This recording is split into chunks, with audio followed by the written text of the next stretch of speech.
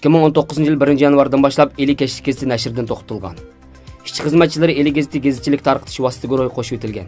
Elik gazeti 1992 yil mayda qurilgan bo'lib, Uyg'urcha, Qozoqcha, Xanzucha 3 xil yozıqda nashr qilinib, keng xalq ommasining qizg'in olqishiga erishib, tarqitilish nisbati yerlik kasblar orasida 1-o'rinda edi.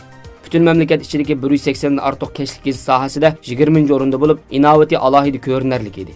Madaniyat inqilobi mezgilida boshqa millatlar yozig'idagi nurg'un gazetlar vayron qilinib, qozoqcha nashr qilinadigan Altay gazeti, Cho'chak gazeti, Eli o'smirlar gazeti, Barko'l gazeti qatorliqlar to'xtatilgan.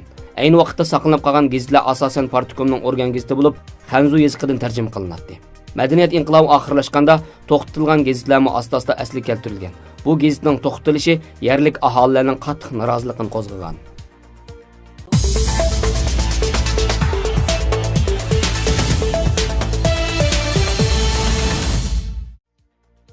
Universal xalqaro axborot vositalarining 6 yanvar xabarida Xitoy hukumatı 5 yanvarda 8 islom dini jamiyatining vakillari bilan ko'rishib, bir turlik 5 yillik plan tasdiqlangan. U bo'lsa islom dinini jungochilashtirish. Yig'inda vakillar birdek islom dinining sotsialistik tuzum bilan o'zaro sing'ishiga yetakchilik qilib, har qanday vosita tadbir bilan islom dinini jungochilashtirishga ovoz qo'shgan. Yer shari gazeti bu 5 yillik planning tafsiloti va yig'inga qatnashgan qaysi islom dini jamiyati kimlar vakil bo'lib qatnashganligi to'g'risida ma'lumot bermagan. Birleşken Devletler Teşkilatı'nın statistikasida milyondan ortiq Uyg'ur, Qozoq va boshqa musulmonlar atalmış tarbiyalash markazida qamalgan bo'lib, tahdid orqali Xitoy Kommunist partiyasining dinsizligiga majburlangan. Bu kishilik huquq tashkilotlariga irqiy qirg'inchilik, irqiy saplashtirish harakati deb shikoyat qilingan. Chet el taratqullarining oshkorlagan xabarida milyonlarcha har xil turlik atalmış tarbiyalash markazlariga qamalgan musulmon xalqi majburiy emgak silinishga uchrayotganligi hamda Sharq Turkiston axborot vositalarida sun'iy hamra orqali tartilgan suratlar va yerlik hukumat hujjatlaridan ma'lum bo'lishicha, lagerlarga qamab qo'yilganlarning ko'pinchisi lager ichi sirtida shundaqla ishkir o'lkalarga maxfiy o'tkilib, qiyin emgakka silinmoqda ekan.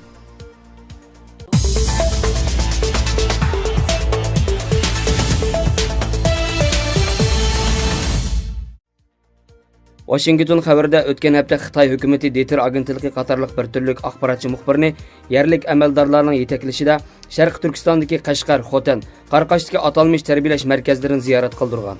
Hamda bu atalmış tarbiyalash markazlariga qamalganlarning kun sari aziydiganligini bildirgan.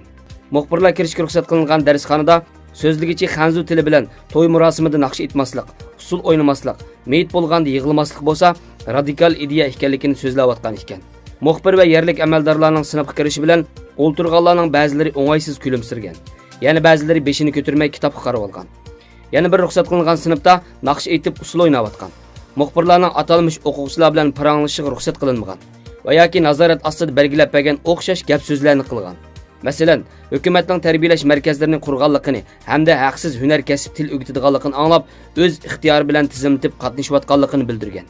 Ziyorat oxirlashgandan keyin muxbirlar birdek ko'z bo'yamchilik qilyotidi, yolg'onchilik qilyotidi degan. Shinjang Uyg'ur Abdum rayoning raisi Shuhrat Zakir va boshqa Xitoy amaldorlar Tashqi axborot agentligi Birlashgan Davlatlar Tashkilotining Sharq Turkistondagi qayta tarbiyalash markazlari to'g'risida bergan ma'lumot xabarlarining xato bo'lib, tuhmat ekanligini aytib, qayta tarbiyalash markazlarining asabiylikni tugutish jihatda intayin unumli bo'lganligini, buningdan keyin tarbiyalash markazlarida kishilarning oziydiganligini bildirgan.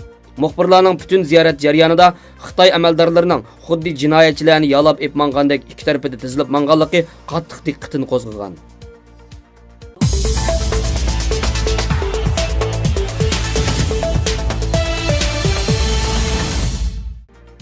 Yaqinda qurilgan Ukraina diniy jamiyati mustaqillikka erishib, 300 yildan ortiq tangshash orqali Rossiya diniy jamiyatidan tarixiy bo'linib chiqdi. 5 yanvar Konstantinopol patriarx bilan Proslaviya diniy bosh Portolombo 1 Turkiya Istanbulda o'tkazilgan marosimda mustaqil farmon imzoladi. Ukraina prezidenti Poroshenko va Ukraina Proslaviya diniy episkopi marosimga qatnashdi.